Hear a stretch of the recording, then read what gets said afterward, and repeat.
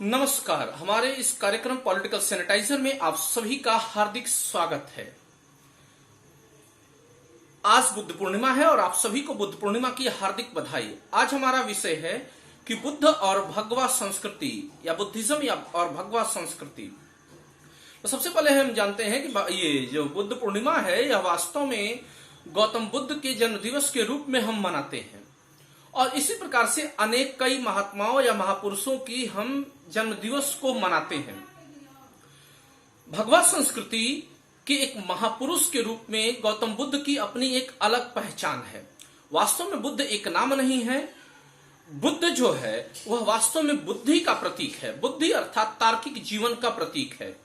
तो जब जब भगवा संस्कृति के भीतर षड्यंत्र उभर करके सामने आया या इसमें नकारापन उभर करके सामने आया या पाखंडी विद्वानों के चंगुल में फंसा, तब तक भगवा संस्कृति की रक्षा के लिए इसके भीतर से ही आवाजें उभर करके सामने आईं, जिसमें श्री राम, श्री कृष्ण, गौतम बुद्ध, महर्षि कपिल आदि विद्वानों के नाम उल्लेखनीय है या महत्वपूर्ण रूप से हम जान सकते हैं। इन सभी ने कुरीतियों का विरोध किया है और भगवा संस्कृति को सुधार कर एक नई दिशा देने का प्रयास किया।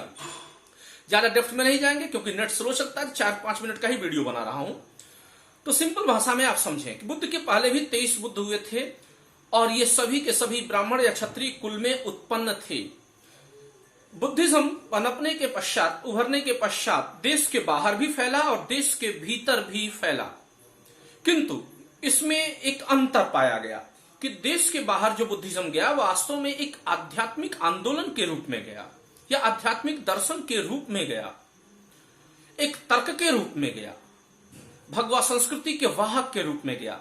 चाहे वह मध्य एशिया, जापान गया हो, दक्षिण कोरिया या कोरियन पेनिनसुला में गया हो, या फिर वह दक्षिण में श्रीलंका गया हो या भारत के पड़ोस में म्यांमार या अफगानिस्तान गया हो, हर जगह यह आध्यात्मिक आंदोलन के अहिंसक आंदोलन के रूप में गया। ठीक उसी प्रकार जैसे कि भागवत संप्रदाय अहिंसा का समर्थन करती है या भारत की अन्य बौद्धिक जो विद्वान पैदा हुए, किंतु भारत के भीतर जो बुद्धिज्म है वह वास्तव में इस्लामिक आक्रमणों के बाद दम तोड़ने लगा और इस रूप में इसका प्रचार नहीं हो पाया।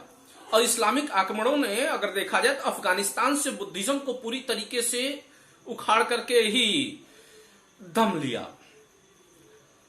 अब आप देखते हैं आधुनिक दौर में बुद्धिज्म भारत में एक आध्यात्मिक मूल्य के तौर पे कम उभर रहा है, बल्कि भगवा संस्कृति के विरुद्ध ही इसका उपयोग किया जा रहा है एक छद्म राजनीतिक आंदोलन के तौर पर।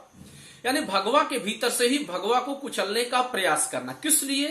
तो पश्चिमी विचारधाराओं, नास्तिकतावाद जिसे हम कम्युनिज्म कहते हैं या साम्यवाद कहते हैं, वहां के या ब्रिटिश उदारवादी धर्म की रक्षा के लिए या इस्लाम या ईसाइयत के प्रचार के लिए इसको एक षड्यंत्र के तौर पे प्रयोग किया गया, विशेषकर दलित वर्ग के दुरुपयोग की। यदि हालांकि इसमें ब्राह्मण, क्षत्रिय और ओबीसी के अन्य विद्वान भी शामिल थे जो कि इन षड्यंत्रों के समय समय पर शिकार होते रहे। तो भारत में एक राजनीतिक षड्यंत्र के रूप में यह उभर करके सामने आ रहा है, उस रूप में नहीं जिस रूप में यह दूसरे देशों में जा रहा है या पड़ोस के देशों में आध्यात्मिक आंदोलन के रूप में जा रहा है।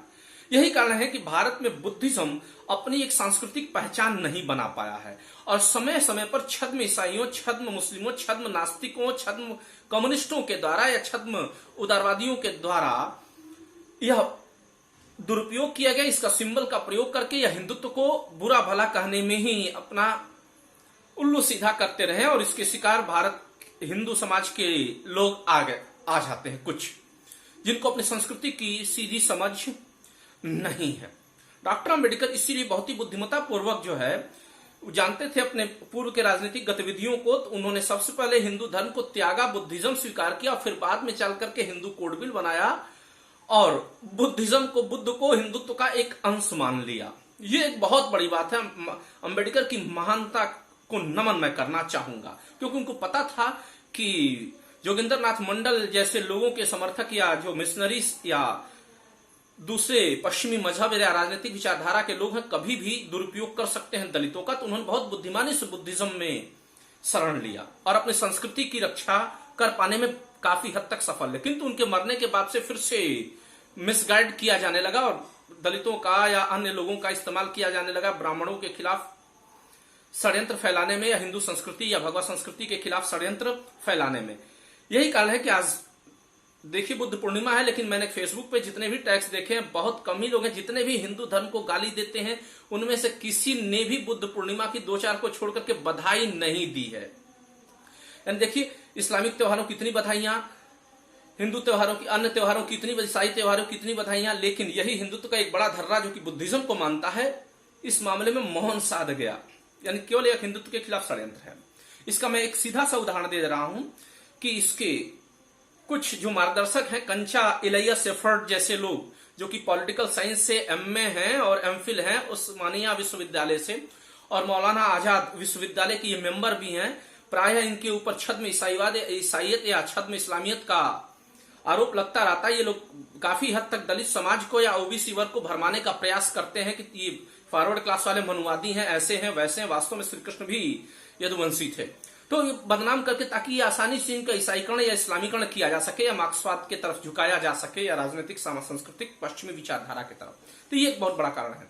अभी आप देखेंगे कि तालिबानियों ने 2001 में गौतम बुद्ध की प्रतिमाओं को तोड़ा बामियाना में, लेकिन भारत में कोई भी बुद्धिस्ट आंदोलन दिखाई नहीं दिया उस घटना के खिलाफ। क्यों?